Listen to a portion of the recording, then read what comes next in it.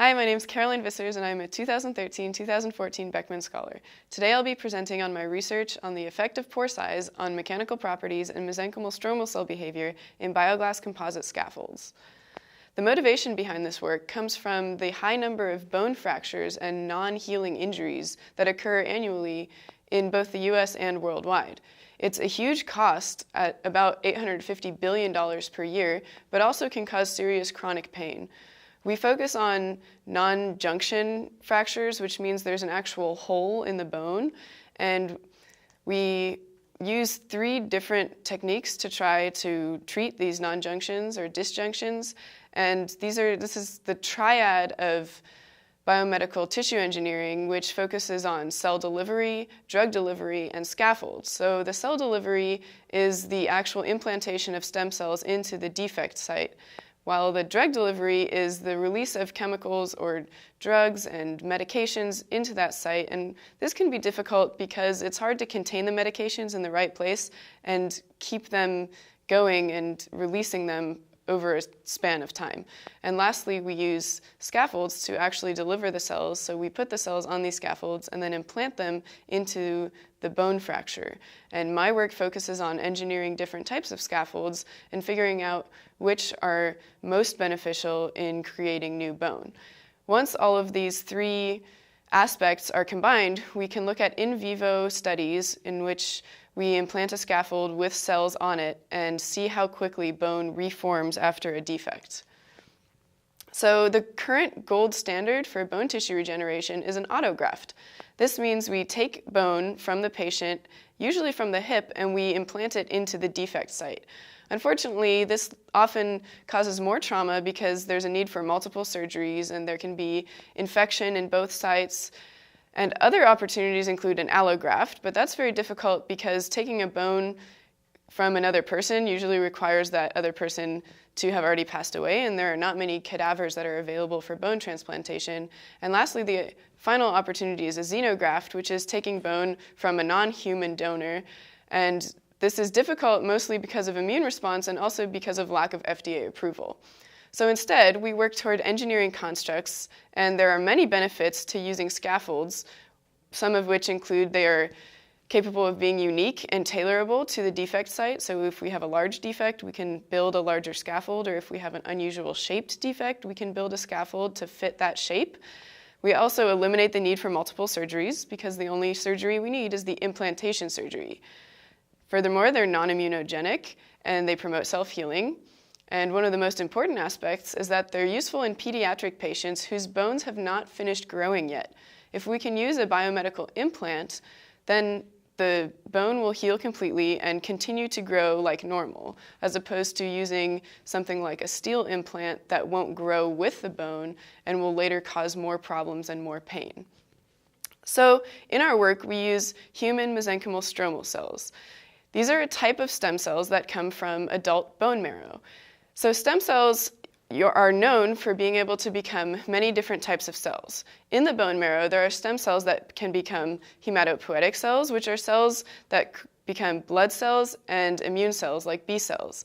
The stromal cells are a subset of stem cells that are limited in their ability to become different cells. The stromal cells can only become chondrocytes, adipocytes, or osteoblasts, or osteocytes. So the osteocytes are the bone cells, and we work towards differentiating these cells down the osteoblast lineage. And we do this by creating scaffolds that direct cell functions. So these scaffolds are made from a polymer that is resorbable in the body and that helps tell the cells which lineage to follow.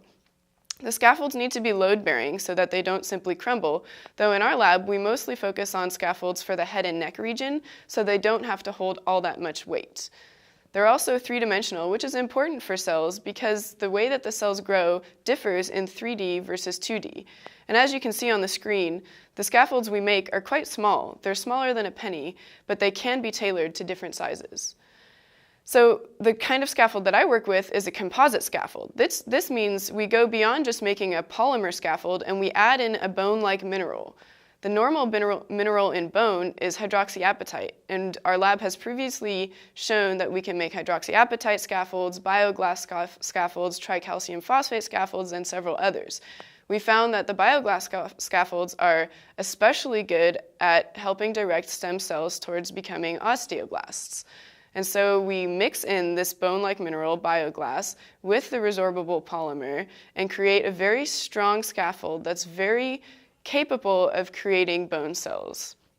These are also easier to produce than something made out of very hot metals. They interact very well with the cells, though the bone-like mineral can change the degradation rate, though this can be tailored by changing the ratio of mineral present in the scaffold. So the scaffold composition of the scaffolds that I make is composed of polylactide coglycolide, which is FDA approved and actually originally came from the resorbable sutures used in medicine. And by changing the ratio, here it says 85 to 15, we can change the rate of resorption. So it's polylactide coglycolide, and as you can see from the name, it resorbs into lactic and glycolic acid, which are perfectly harmless in the body and easily excreted. Next, we use bioglass, as I mentioned, as the bone-like mineral, and the Leach Lab has actually shown previously that at low concentrations, bioglass is also angiogenic, which means it can help form blood vessels, which of course is very useful in bone formation. And lastly, we use salt as the porogen in our scaffolds. The way we do this is we incorporate salt initially as a solid powder, we mix it in with our scaffold, and then after our scaffolds are pressed, we put them in water and the salt is dissolved out. After the salt is removed, there's a nice pore network remaining in the scaffold. So my study focuses on the effects of pore size, and we modulate pore size by using different sizes of salt molecules. So our hypothesis was that different sizes of salt molecules would cause different responses by the stem cells in becoming osteoblasts. And we looked at 3 different ranges, 125 to 300 micrometers, 300 to 500 micrometers, and 500 to 850 micrometers. We use these ranges because our current standard is about 200 to 425 micrometers, but there have been reports that show both smaller and larger ranges to be more beneficial. And the smallest range would still allow for cell growth, but might restrict nutrient flow. But we wanted to see if that was true, and we also wanted to see the effects on mechanical properties.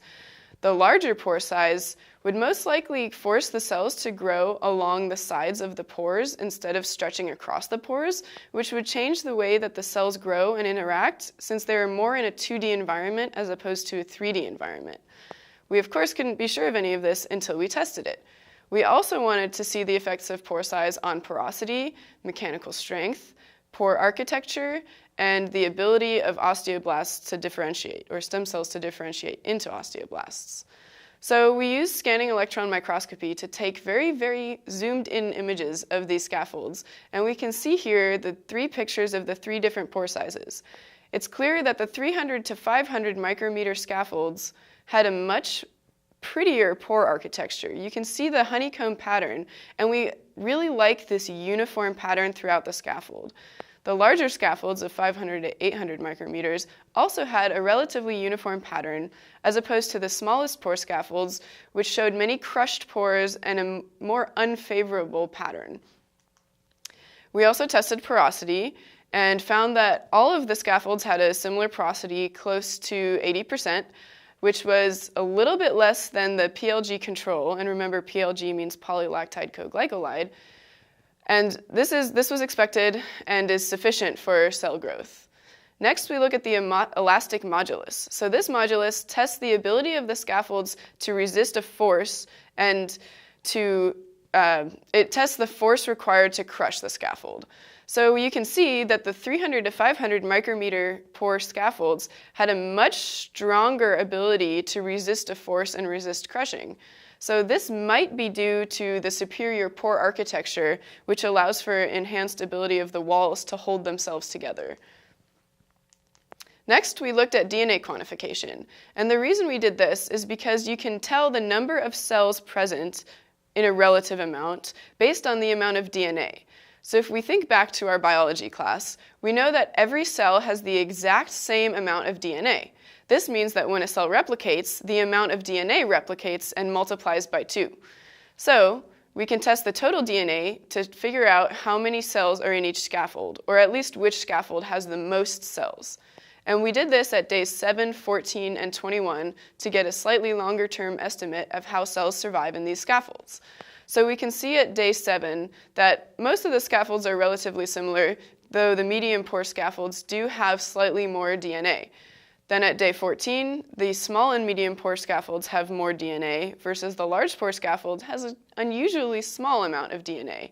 And finally at day 21, we see a slight decrease in DNA, which is understandable due to the cells stop dividing or a few of them die, and we still see that the large pore scaffolds have a much smaller amount of DNA.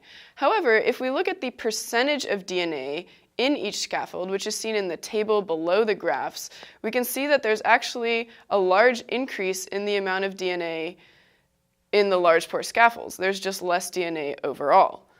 And some of this might be due to the confounding factor that DNA is very sticky.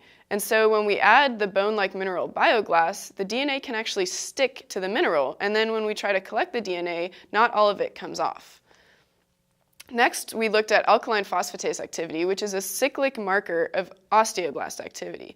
This means that more alkaline phosphatase production indicates that there are most likely more osteoblasts, which are the young bone cells.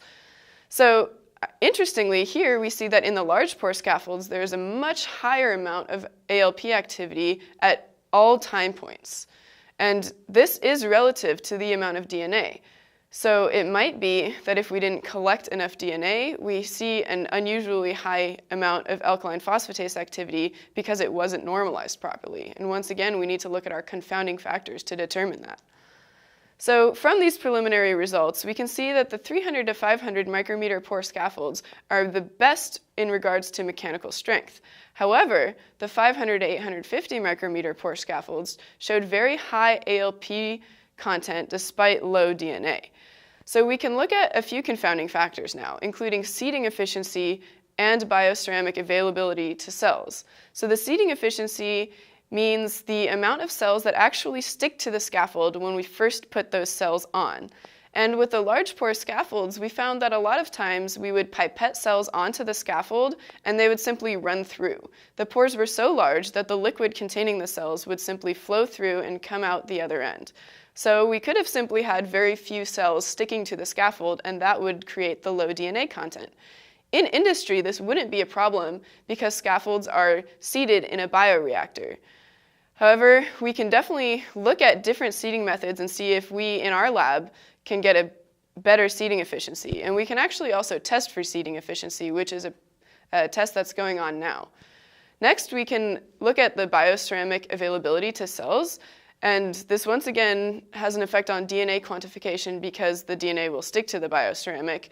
But it's also important because if there's more bioceramic interacting with the cells in the large pore scaffolds, they're more likely to become osteoblasts because they're getting more cues in that direction. So we can create a new hypothesis now that thinks about why would the larger pore scaffolds have more bioceramic availability. And it could certainly be due to the structure of the walls of the pores or the orientation of the pores within the network. And we can also try to think about how this pore structure and pore wall structure would affect mechanical strength.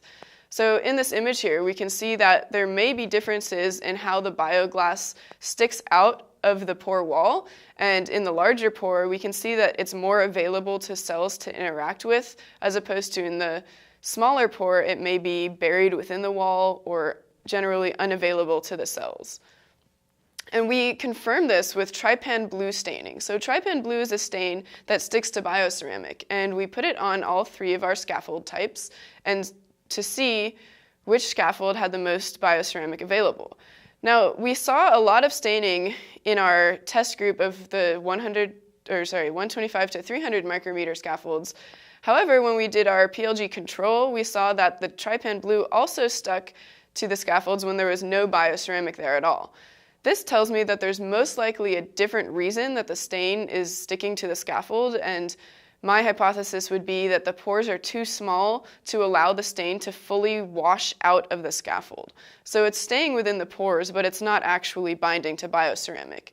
And this is a really great example of why we run controls. Next, we can look at the 300 to 500 micrometer scaffold and see that the stain does not stick to the pores in either the test group or the control group. And finally, in our largest pore scaffolds, we see there's a significant amount of staining in the test group and no staining in the control group. This means that there most likely is enhanced bioceramic availability within that scaffold. But once again, we need to do a few further tests. So if we look back at this slide, I wrote on here elemental dispersive spectroscopy, which is a type of scanning electron microscopy that will allow us to see which elements are most available along the walls of the pore.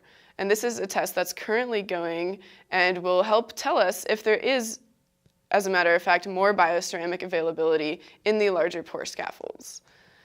So I would like to acknowledge the Leach Lab, which is where I have done this research, as well as the Beckman Foundation, which has been the funding source for all of this research. Finally, the Department of Biomedical Engineering at UC Davis has been great support, as well as the graduate students Bernard Binder and Ali Hawk in the Leach Lab. Thank you.